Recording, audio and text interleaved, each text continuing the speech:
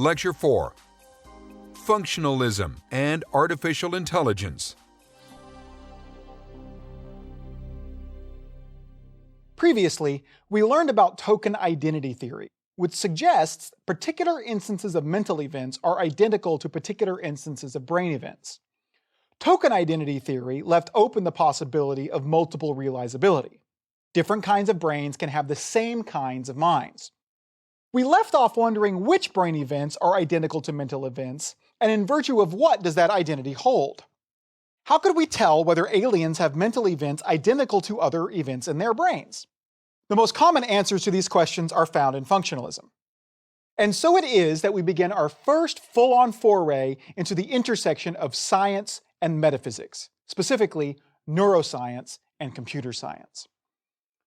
In philosophy of mind, functionalism is the idea that mind should have a functional definition. Now, what's a functional definition? The easiest example of something with a functional definition is a clock. Anything that consistently tells you the time of day is a clock. And many things can do this. A clock is multiply realizable. A clock might be made out of metal gears and springs, be made out of digital computer parts and have a digital display, have a combination of both maybe, have a giant swinging pendulum like a grandfather clock, or just be a sundial. Each of these do the same thing. They keep time, and so they're clocks. Functionalism usually is defined in terms of inputs and outputs. The same type of thing can be realized in multiple kinds of objects if those objects all give you the same outputs given the same inputs. My favorite example of this is movies. I like to use the example of the 2010 movie Inception because I edited a philosophy and pop culture book on it, and I have it on Blu-ray, on DVD, and I have a copy on my cell phone. For the sake of the example, let's say I have it on VHS too. Let me begin with the question. Where is the movie Inception? You quickly realize that this is a bad question. Movies don't exist as discrete objects, as if they are a real existing thing floating out there in the world that can have a specific location. It's simply that copies of the same movie exist in multiple locations. My Inception Blu-ray, Inception DVD, and Inception VHS, and the particular section of the hard drive on my phone are each a copy of that movie. But in virtue of what are they all a copy of the same movie? It's that they all give the same outputs given the same input. Place them all in their respective players, hit play, and you will see the same thing on the screen. All of these physical objects function in the same way. This example shows movies are multiply realizable. The material that makes up a Blu-ray is a slightly different kind of material than the material that makes up a DVD. Just as the material that makes up the hard drive on my phone is certainly different than the material on which a VHS movie is recorded. In all instances, the information is encoded in a different way. So the movie Inception is multiply realizable. It doesn't matter what you make it out of, as long as when you hit play you see the same movies. Movies have a functional definition. Functionalists in philosophy of mind suggest that minds have a functional definition. Anything that functions like our brains should be said to have a mind.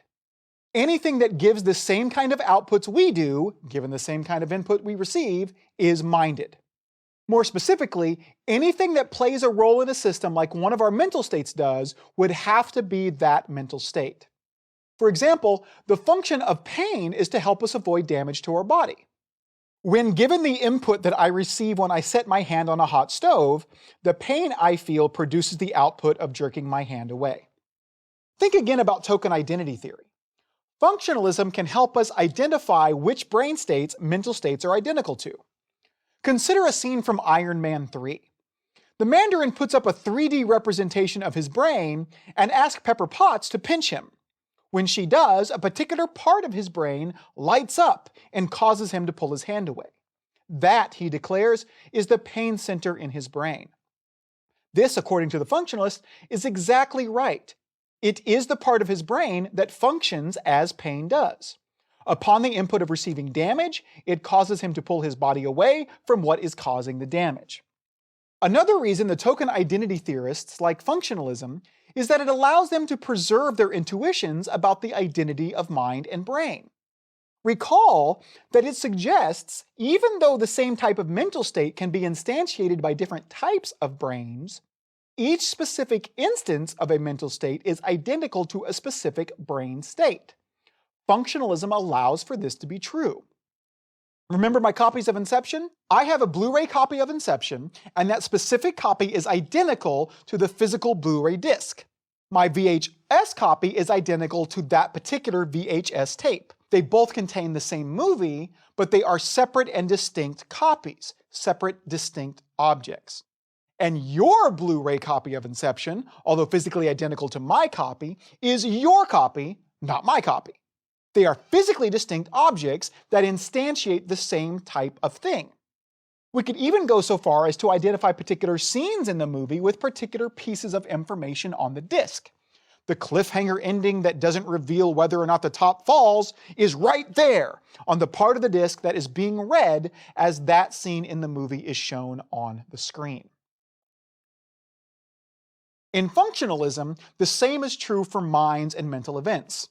My experience of pain is identical to a specific event in my brain.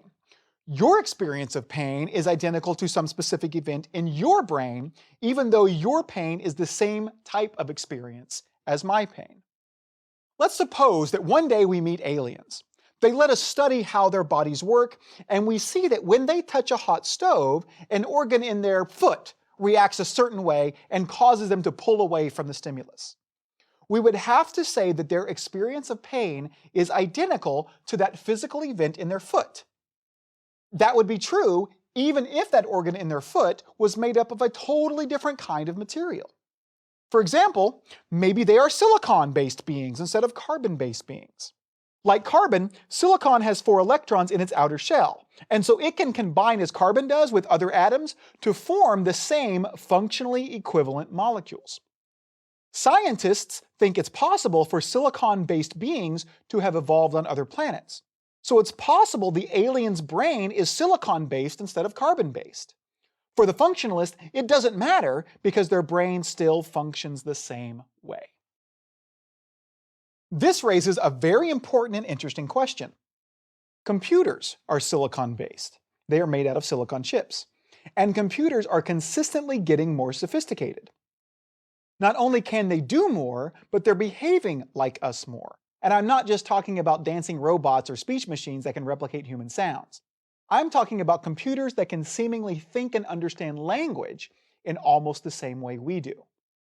Take, for example, the episode of Jeopardy where the IBM computer Watson was pitted against the 2 most successful Jeopardy champions of all time, Ken Jennings and Brad Rutter. Watson beat them. He slaughtered them. You might not think this is remarkable because it's a trivia show, and all you'd have to do is just feed a bunch of information into Watson and just have him look up the answer when asked. But Jeopardy is far more complicated than that. Not only are the questions in the form of answers, and you have to answer in the form of a question, but the clues and categories are filled with irony, puns, double entendres, and a slew of other linguistic tricks and nuances that one has to understand to even come close to giving the right answer, or the right question. A category called In Cahoots might be about the Inca Indians, or about owls. To be successful at Jeopardy, it would seem that a computer would have to understand language in the same way that humans do. Not only did Watson's success seem to indicate that he understood language, but even the mistakes he made seemed to mimic the way humans understand language. Many of the mistakes he made were similar to mistakes I have seen humans make on the show. Sometimes he would base his answer on the first part of the clue only instead of the second. Once, both Ken and Watson misunderstood a question in the same way, thinking that the question was asking for the Latin root of an English word instead of the English word itself. And if they are misunderstanding it in the same way, aren't they understanding it in the same way? Isn't Watson, to some degree at least, understanding language? I'm not sure myself about the right answer to that question, and if you want to hear more about it, check out my Psychology Today blog. But I mention the example to prove the point that it seems very likely that we will one day, perhaps soon, have computers that seem to understand language. It will only be a matter of time before they are behaving completely like we do. In other words, artificial intelligence like we have seen in television and movies. Data from Star Trek, Hal from 2001: A Space Odyssey, and David from the Kubrick-Spielberg film AI, Artificial Intelligence. They will likely one day be a reality. Let's call such creations androids, artificial beings that behave just like us. Would we, should we, say that such things, such beings, such creatures are minded? This is an important question, and as we shall see, it may be one of the most important questions that humanity ever considers. The functionalists would of course say yes, they are minded. Because they behave like we do, they must have minds like we do. Essentially, the functionalists suggest that minds are like programs, and just like one and the same program can be run on an Apple or IBM computer, a mind can run on either a biological or a computer-based brain. But is this right? Would a computer running such a program be minded? To discover the answer, let us initially restrict our question to whether or not a computer could ever understand language. Alan Turing was one of the earliest functionalists and suggested something that came to be known as the Turing test to determine whether a computer could understand language. He suggested taking a human being and a computer programmed to have a conversation and communicating with both by typing, like an instant messaging program. If you couldn't tell the difference between the responses given by the human and the responses given by the computer, then the computer would be said to have passed the Turing test. And according to Turing, this would mean that the computer genuinely understands language. We have yet to program a computer that can pass the Turing test, and a number of attempts have been made. You can find such programs online or even in Windows messengers. Just Google chatbot list. One of the most famous ones is named Eliza. But the question remains, if and when we do have such a program, will a computer running it understand language? A philosopher named John Searle thought not. He made his argument with a now famous thought experiment called the Chinese room. Imagine a room in which a man sits, and the room has input and output slots through which pieces of paper can be submitted or received. In the room, the man has a rule book containing instructions for how to respond to any possible question, written in Chinese, that is sent to him through the slot. Someone fluent in Chinese can write a question, put it into the slot, and then the man in the room can look in the rule book, find that symbol, and then follow the instructions to write an answer in Chinese and slip it through the output slot. But of course, the man doesn't understand a lick of Chinese, he is just following the instructions in the book. Clearly, Searle suggests, the man does not understand Chinese. Thus, there is no understanding of Chinese that is going on in this scenario, except of course by the native Chinese speaker asking the questions. The system does not understand Chinese. Yet the system is doing, Searle says, exactly what a computer seeming to understand the Chinese language would do. It is just shuffling symbols around based on a set of rules. So in the same way, and for the same reason that the Chinese room doesn't understand Chinese, even though it is functionally equivalent to a Chinese speaker, Searle says that a computer that replicates linguistic understandings in any language doesn't understand that language, even though it is functionally equivalent to a native speaker of that language. Many philosophers are not convinced by Searle's argument. The modern philosopher Jack Copeland points out that his argument is logically invalid. It does not follow from the fact that the man inside the room does not understand Chinese, that the room itself does not understand Chinese. This is the fallacy of composition. The fact that the parts of a whole lack a property does not mean that the whole thing lacks a property. Individual atoms that make up a car are not heavy, but the car as a whole is heavy. Searle might insist that it is silly to think that the room itself understands Chinese, but Copeland is not suggesting that the entire room does understand Chinese. He is only pointing out that it doesn't follow from Searle's argument, contrary to what Searle suggests, that the entire room doesn't understand. The only way Searle's argument seems to justifiably conclude that the room doesn't understand is to assume that merely shuffling symbols doesn't produce understanding. But of course, that is what the argument is supposed to establish. If you assume something to establish it, then you're arguing in a circle, what philosophers call begging the question. But despite the focus it has received in the literature on artificial intelligence, the Chinese room thought experiment may be irrelevant to the question of whether androids would be minded, or even whether a machine that passes the Turing test would understand language. Even if I grant Searle's conclusion that symbol shuffling cannot produce genuine linguistic understanding, it does not follow that computers can't understand language. Why? Because computers are not symbol shufflers. To those familiar with computer programming, it might seem strange to suggest that computers don't shuffle symbols. After all, isn't computer programming language all done in terms of exchanging some symbol for another symbol on command? But keep in mind that programming language was written for our benefit. It is the way that we keep track of what we are doing to the computer when we are programming it. But symbols don't literally exist inside a computer and get shuffled around. Certainly not in the physical way that they're being shuffled around in the Chinese room. There aren't really any zeros and ones floating around in a computer either. These are just metaphors to help us conceptualize what goes on inside a computer. At the most basic level, a computer is a set of silicon chips that fire signals to each other in particular ways. The physical configuration that a particular chip or circuit has will determine whether it fires a signal to some other chip or set of chips in certain conditions. What we are doing when we can program a computer is physically altering it, changing the configuration of its chips and circuits so that they fire in certain ways under certain conditions. What happens physically in a computer is very similar to what happens physically in our brains. Our brains are collections of neurons that are wired together in certain ways, and because of the ways they are wired together, they cause us to behave in certain ways. In fact, in the same way silicon chips send signals to one another based on their physical configuration, neurons send signals to one another based on their physical configuration. I could even write a programming language that describes what our neurons do in terms of symbol shuffling.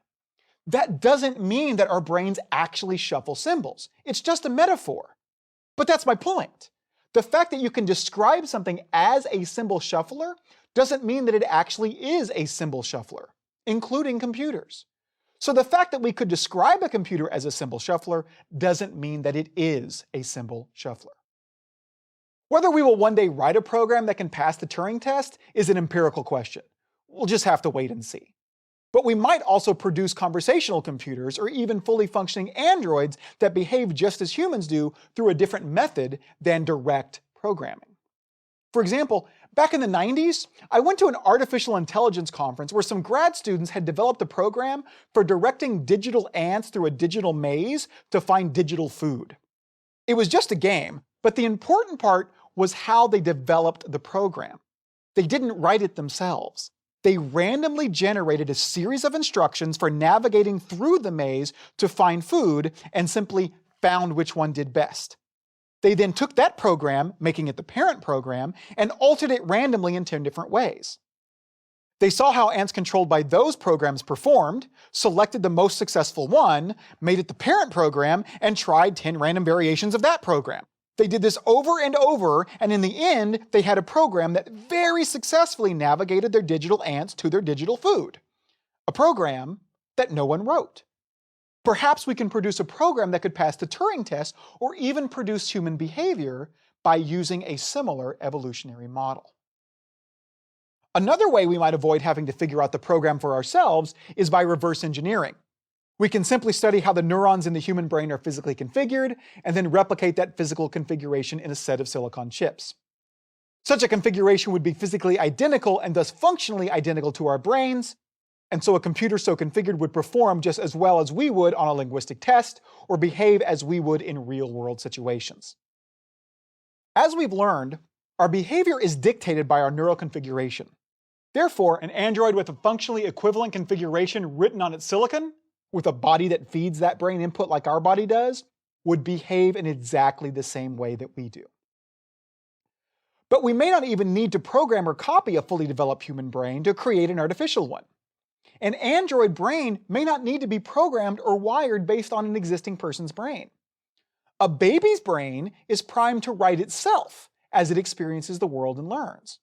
What we may do one day is build a baby android brain, one that is able to learn as it experiences the world, one that is able to wire its own silicon neurons together, in effect, writing its own program. But regardless of how we do it, once we developed androids, the questions surrounding whether they are minded and how we should treat them will be some of the most important questions humanity has ever considered. Think about how people will want to use androids and treat them. They can do all our dirty work, they can clean our houses, pump our gas, construct our buildings, harvest our crops, even fight our wars. Everything that we don't want to do. And if they get damaged or destroyed, who cares, right? Just build or buy a new one. But there's the rub. We don't have to worry about how we treat them only if they are not minded. But if they do have minds, that is, if they feel pain, they have emotions, then it would seem grotesquely immoral to force them to do our dirty work. Keep in mind that before the Civil War, slave owners justified slavery based on the assumption that their slaves, simply based on their race, did not have minds. The Nazis made similar assumptions about the Jews. They were merely soulless animals. The fact that a being possesses a mind, is able to suffer, feel pain, and desire freedom seems to create a moral duty to treat them with respect. So again, whether androids are minded will likely one day be one of the most important questions humanity has ever considered. So, how should we answer this question? Would an android brain have, as Searle puts it, the same powers to produce mentality as a human brain does? First, let's consider reasons for thinking that androids would not be minded. One might argue that since they are programmed by us, they can't have a mind. But there are a few things wrong with this reasoning. As we discovered earlier, an android need not necessarily be programmed by us. It might be based on existing human neural configuration, but its neural configuration may also be its own, reached as a result of its own experiences with the world. Second, it's unclear why being programmed would somehow restrict consciousness. It's unclear why not being programmed is required if a being is to be minded. Consider the movie Dark City. Aliens running experiences on humans inject a different set of memories into them every night, essentially programming them a different way. Would we say that because someone else determined how their neurons are wired together and fire, because someone else programmed them, that they are now not minded? Would we say that they no longer feel anything or have emotions or make decisions like they did before, even though they behave in much the same way that they did before? That would seem quite odd and a bit arbitrary, would it not? Ultimately, we think we are minded beings because of how our brains function. That someone else programmed how your neurons are wired and fire would likely interfere with your free will, but it wouldn't mean that you don't have a mind. For the same reason, it would seem odd to conclude that an android is not minded merely because it is programmed. But probably the most obvious argument against the mindedness of androids is that mere functional equivalence is not enough to produce a mind. After all, as Searle points out, it's logically possible to replicate how a human brain functions with a giant pipe and valve system, or a collection of toilet paper rolls. All you need is something that has on and off switches, or that can record information. But we wouldn't think such things are conscious. In order for a brain to have a mind, it's got to be made of the right kind of stuff, the kind of stuff that can mentate. But the problem with this argument is that it does not lay down any criteria for determining what is necessary and sufficient for mentation. It gives a couple of examples of what won't work, but this doesn't really tell us much. Such systems may be logically possible, but are not in reality physically possible. The human brain is so complex that a pipe and valve system that replicated its function would be so huge and cumbersome that I don't think it would actually work. It would likely probably just collapse under its own gravitational pull. It certainly wouldn't function in real time. If you ask it a question, it would likely take as long to give a response as the Chinese room. And rolls of toilet paper could not physically stand the strain of being written and rewritten on. It's not even clear that the universe could contain enough toilet paper to replicate the functioning of even one brain. So what is required? What kinds of substances can mentate? Here's a suggestion friendly to the artificial intelligence crowd. Any substance that can, as a real physical possibility, replicate the functioning of the human brain in real time can, when properly configured, mentate. If this is right, then certainly androids would be minded, since they behave like us, Clearly, the silicon out of which their brains are made is a material that can replicate the functioning of the human brain. One can still insist that silicon brains don't have what it takes to mentate, but the problem is it's completely unclear what grounds such a suggestion would even be based on. We have no idea what makes us mentate, and we have yet to answer the hard problem of consciousness. So we don't know what is required for mentation. We just know that we have it. But without knowing what is needed for mentation, we have no way of knowing whether androids would have it. To assume they wouldn't would just seem to indicate a kind of unjustified bias, a species bias or a carbon-based bias. So in the meantime, what should we conclude? Well, I may have gone too far when I implied that we know that all humans are minded. We don't, at least not for sure. I presumably know that I have a mind because I'm directly aware of it, but I can't crawl inside your head and verify that you have a mind. For all I know, there's a collection of neurons in your head that makes you behave a certain way, and even answer with the word yes when I ask you if you have a mind, but there's not actually any mental activity emerging from that neural activity. You may be what philosophers call a philosophical zombie, a being that is physically identical to a human, right down to the activity of its brain, but from which no mental activity emerges. Now, I don't think this is true, but the reason I bring it up is because of the reason I don't think it's true. I think you have a mind because you behave like I do. Not because you're not programmed, not because your brain is made out of the same material as mine. I don't even really know for sure that it is. I think you are minded because you behave as if you have a mind. Shouldn't we conclude the same thing about androids once they exist, and for the same reason? If nothing else, perhaps we should conclude that androids are minded, but not because it's the rational thing to do, but because it's the moral thing to do.